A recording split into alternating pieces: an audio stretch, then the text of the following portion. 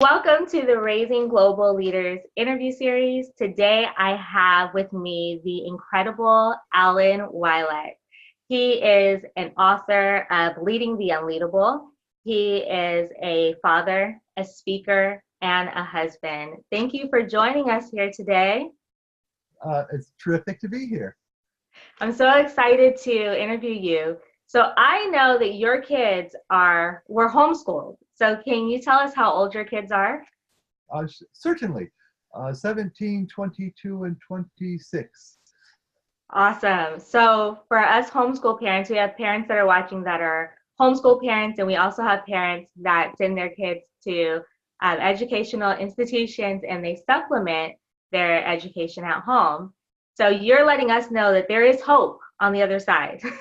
Oh, absolutely. We're lifelong homeschoolers, but the main thing is to really love your kids and do the best you can for them in the world. So. Absolutely. Well, before I jump into some questions about your book, can you tell me how you went from becoming a software engineer to management to now a global voice on leadership? Oh, fascinating question. I'll tell you something I don't think I told many people. So it turns out I must be good at organizing and leading people. I remember way back when I was just a young teenager, there was summer camps, like basically, where I was going and I was taking care of the younger kids. And every year I got promoted. This group of kids came with me. They got a year older and I was with them. A year older, I was with them. And I finally said, hey, why do I always have the same group of kids? Oh, those kids are horrible. You're the only ones that does great with them. So Leading the Unleadable. I just thought they were really, really energetic. I loved it. So later on, I went to school for computers and computer programming in the late 70s, early 80s. And within 6 months of being out of college, into my job, I was leading a large group of people. Some of them were 50 years old on down. And I asked my manager, I said, manager above, I said, when do I get to write code? I'm so busy, I can't do programming. He said, as soon as you finish fixing all the people problems, you can write code. Wow. So I haven't fixed all the people problems yet, but I'm still working on it. So That's awesome. that's how I ended up in management. I think it was just in me to organize and lead. And so I've been doing that the whole time. That's awesome. So it was just naturally a part of who you are, and Yes. that came out. Yes, and I have also worked very hard on it. I've studied a lot. I read a lot, obviously.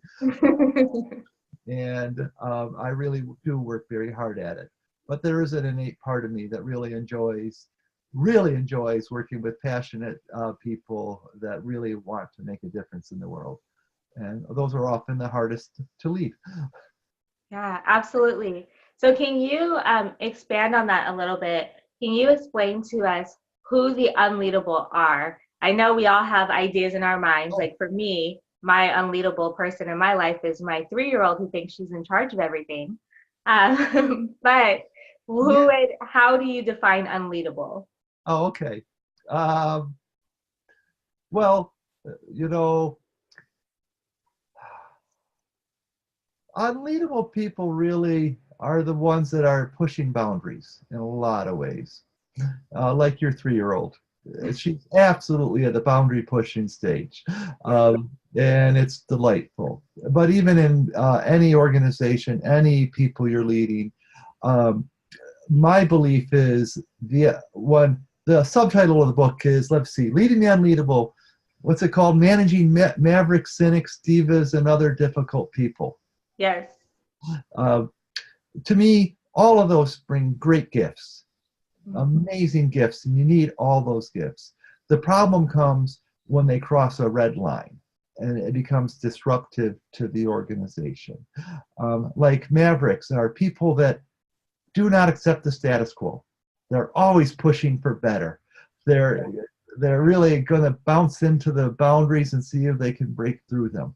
I bet I'm looking at a Maverick right now. Just an idea. So, and you want Mavericks, but when Mavericks cross this red line where they start to, if you go into an organization, for example, and see some things wrong, what you're going to see anytime you go into an organization, there's going to be things not quite right. But when they completely ignore the history, when they don't know that the people there are already working to solve problems, et cetera, they just totally disrespect the history, the past, and the work being done. Yeah. They start to make people rightfully angry. They're actually doing harm to the organization. So even though the Maverick attitude is great, they cross the red line. Mm-hmm. They're actually breaking things. So you need to bring them back over the red line. You don't want to lose the gift. You want them to push on the things that are wrong. You want them to help make it better. But when they cross that red line, can I do another one? Cynics? Yes, absolutely, please.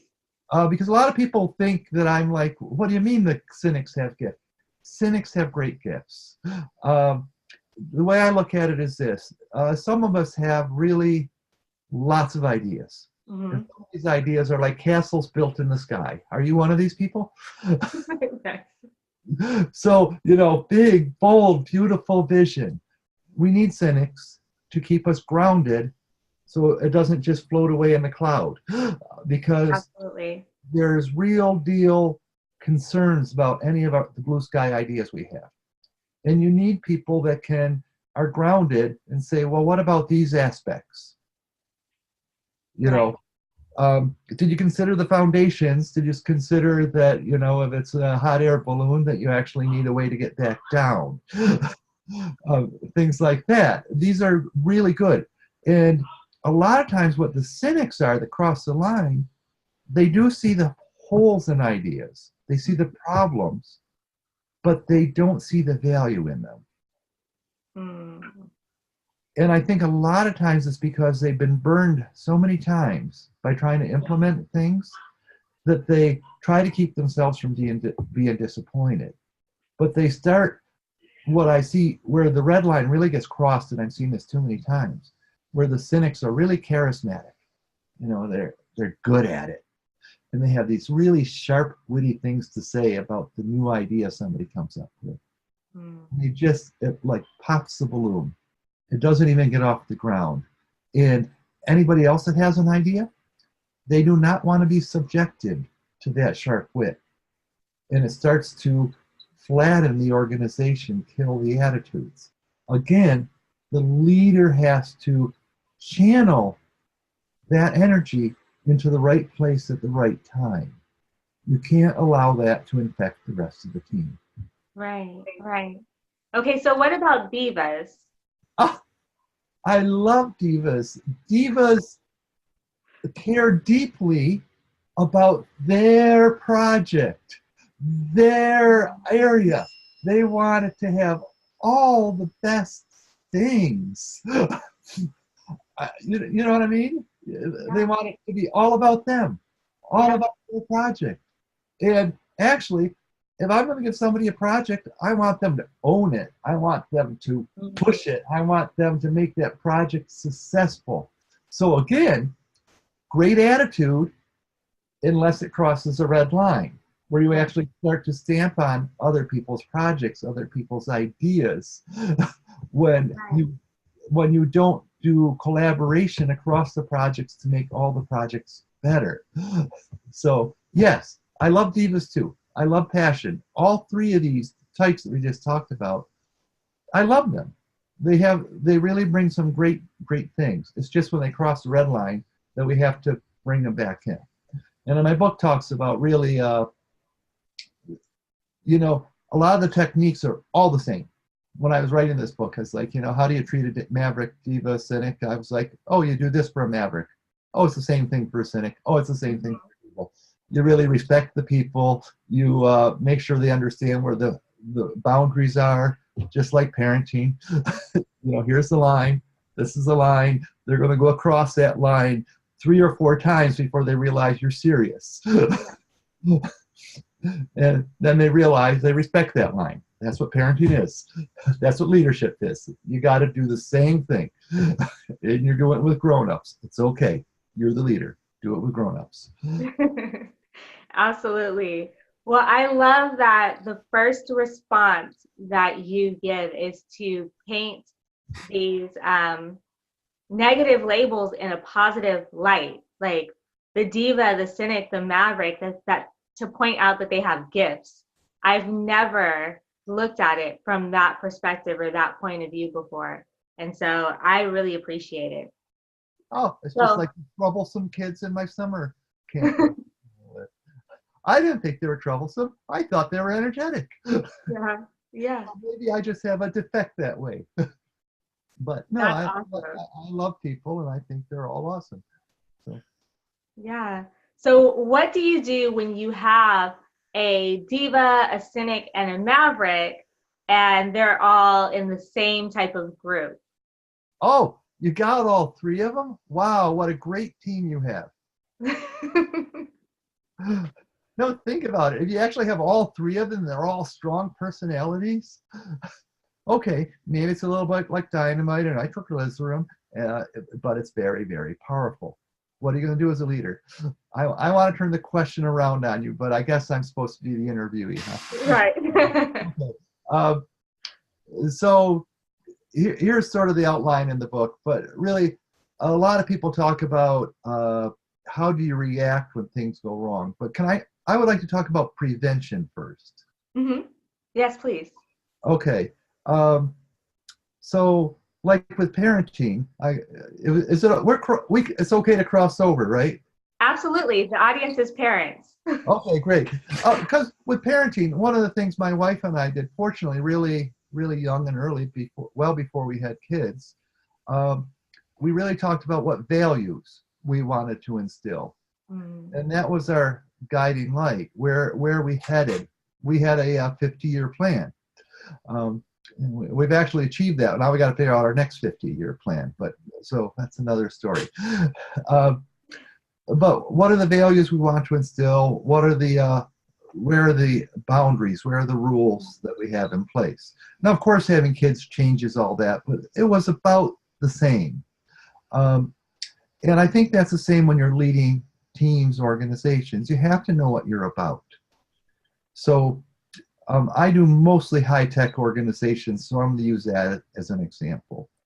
So one is, we have to be clear about the goal we're headed toward with our teams. So if it's the Mavericks, Divas, and Cynics there, it's easy for them to get fighting if you don't have a mountain for them to climb. If they have a really big, hairy, scary goal that everybody buys into, their fights will be about how to get to the top.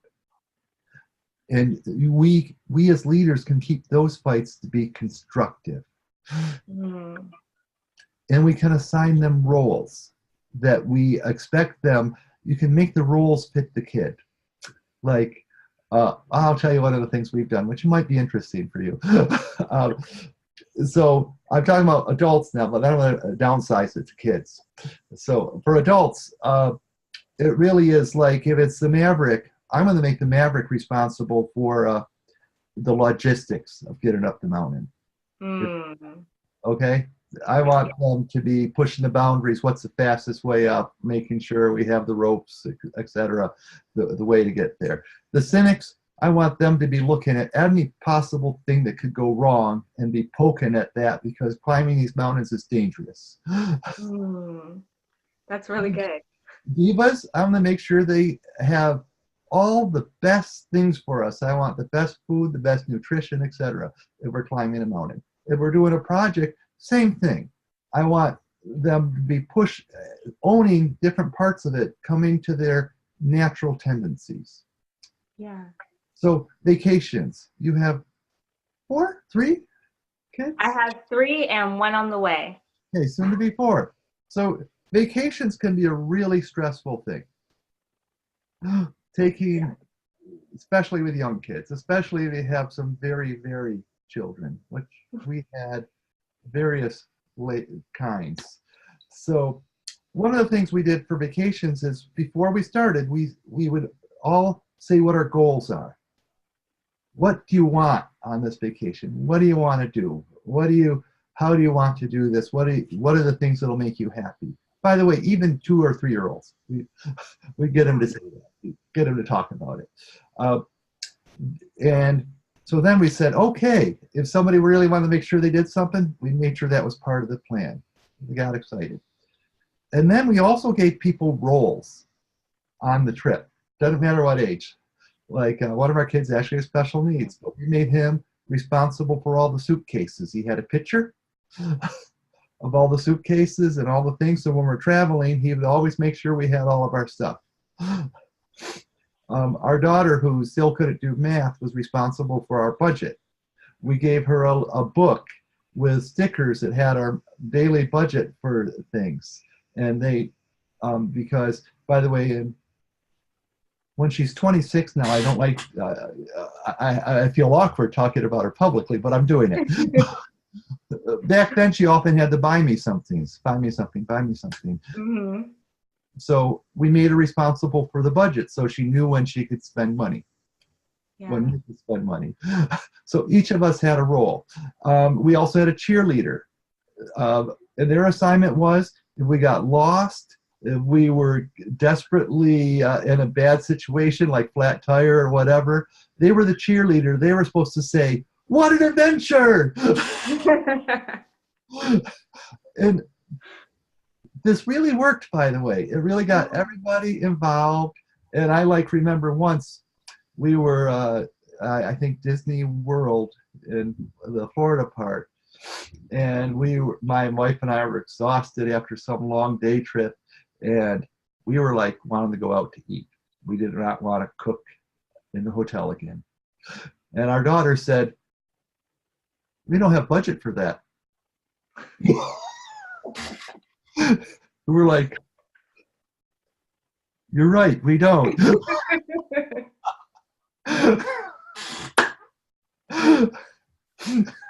That's awesome. A little book open. We don't have budget for that. So there's the other thing as a leadership. If you're going to make some rules, you're going to follow them. So.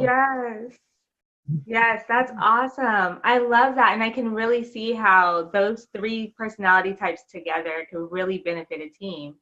So what happens if you have a team of where you have a diva or a maverick or a cynic, and you have a group of people that they're working with, and maybe they're even being led by somebody that is not as strong a personality as they are. Okay. How can you work with a cynic or a maverick or a diva if you're more of a calm, don't really put a whole lot of energy into the project type of person? If you're just kind of, if you're a low-key person and, yeah, and you end up with a cynic or a diva on your team, and they cross the red line, I'm assuming. They're being disruptive. They're being problematic. Okay. So that's the most popular chapter in my book, I think. Where is it? Let's see.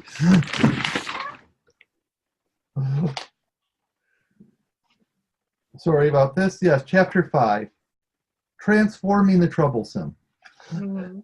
So it's outlined here, but really, this is what I really say. One of I think the hardest things people have is to give people feedback. Yeah. And especially to give people feedback that leads to a positive difference. That makes sense? Yeah, absolutely. And I'm going to make it harder. Give people feedback that leads to a positive difference, and they say thank you. Yeah.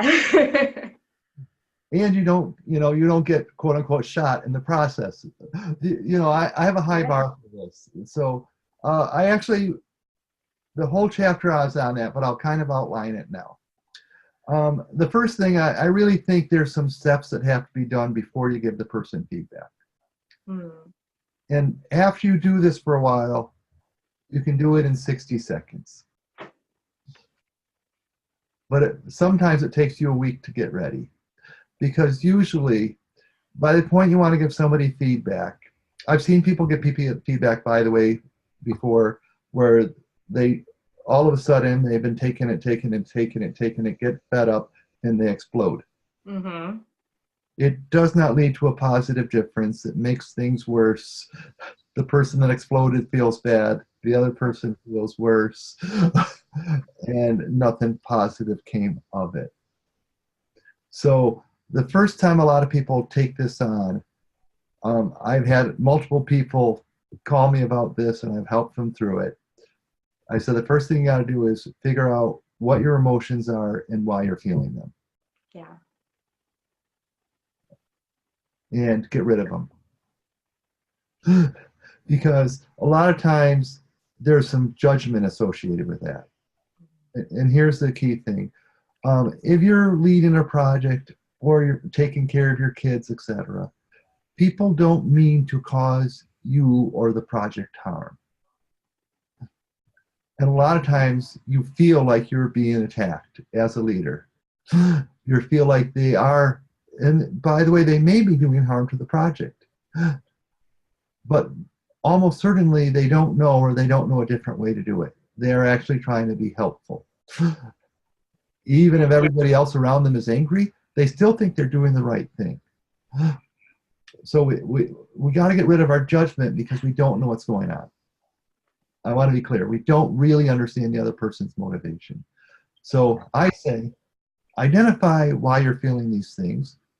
Identify what judgments you might be having. Get rid of the judgments, and set up a space where you can give the person feedback. And prepare your feedback so you can give that feedback in less than 3 minutes. I actually think you should be able to do it in less than a minute. Because it really comes down to this. I give examples in the book. I'll make one up here. Hey, look, it's I asked you to clean your room. I asked you 5 times. You said 5 times. What's going on for you?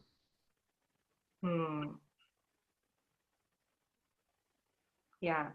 And then you wait. On the projects, you've made these commitments. You're not doing these commitments. What's going on for you? It's really, do you notice I'm calm? I'm concerned.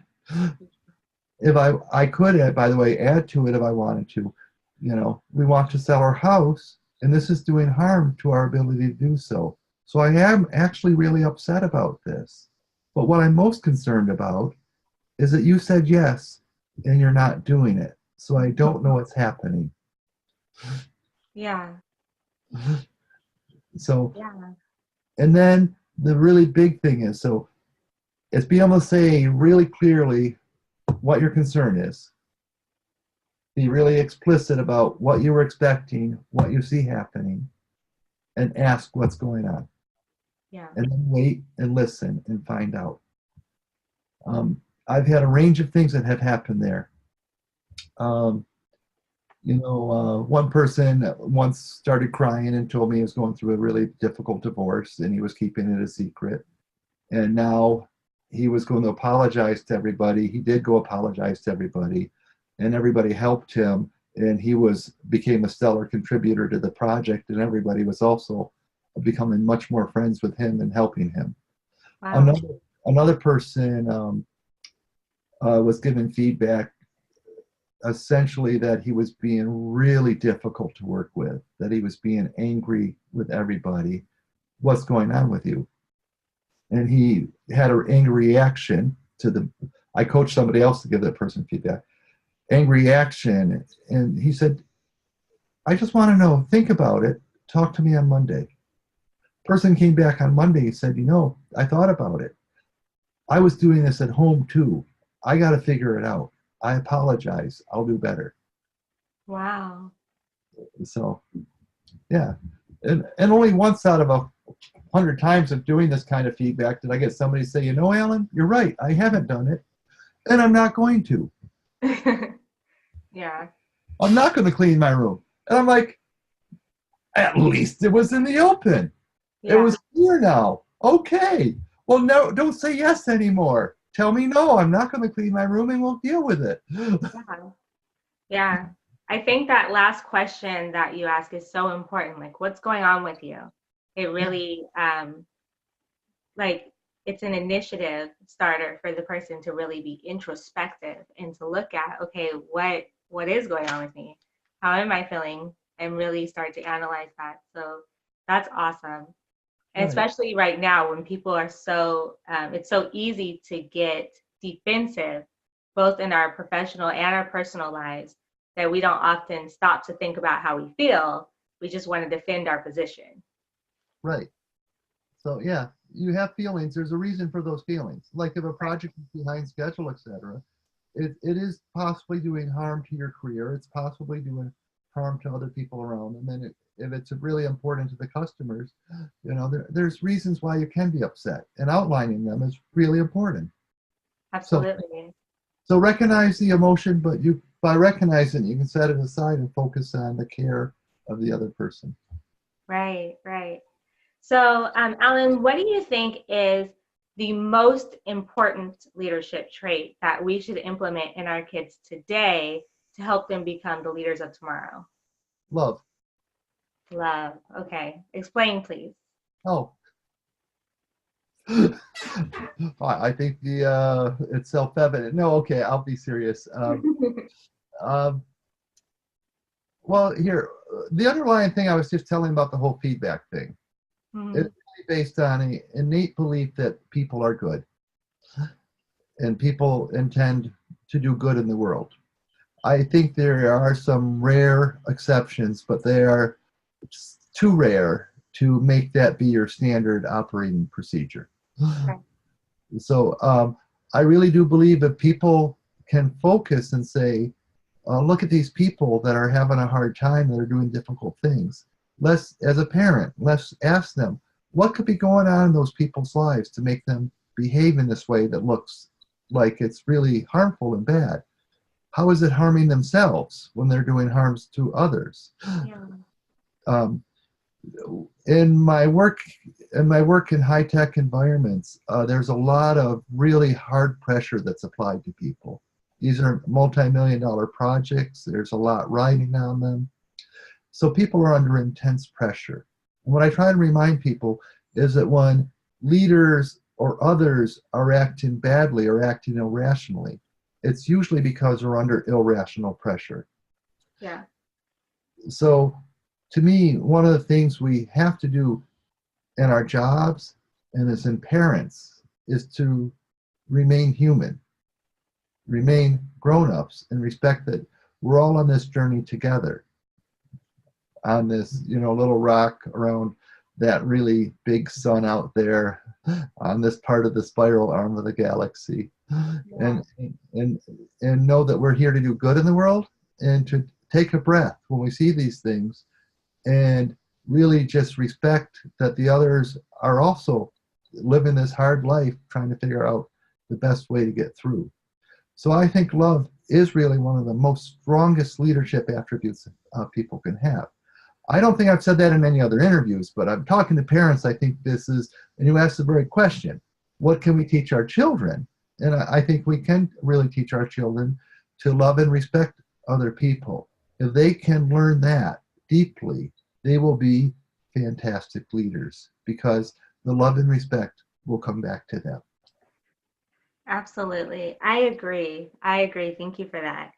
So on your site, you have two different guides. You have building a mindset for exceptional leadership, and then you have the exceptional leaders field guide. Can you tell us a little bit about that and what other projects that you're doing? Sure. Let me see. The mindset of exceptional leadership is just a short little thing. Do I have one handy? I don't think so.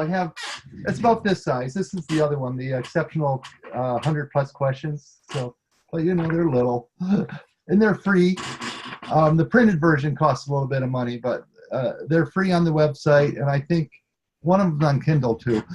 So, anyways, they're really both just little free things to help figure out how to do some key things.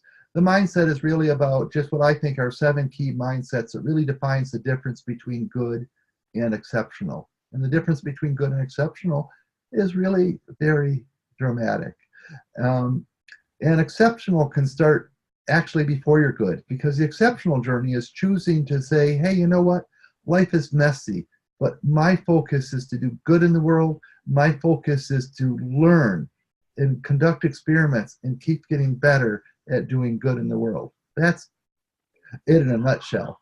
The 100+ questions is more for the high-tech world, if you will, but it's really focused on how to stop just asking questions about schedule, but focus on what are we doing for our customer? What are the approach? Are we taking the right approach to go after those things? Have we thought of the smartest way to do it? Have we thought of other alternatives to go after this? Those are what those 2 books are. The project I'm working on right now is Leading with Speed. I'm going to, after we're done with our interview, I'm going to go back to writing. I have a deadline of May 15th for finishing my manuscript. It's going to be published January 2020. I'm really excited about this book because it's really about how to lead yourself to really the clock speed of our world has sped up so much. Mm-hmm. And it keeps on going exponentially faster.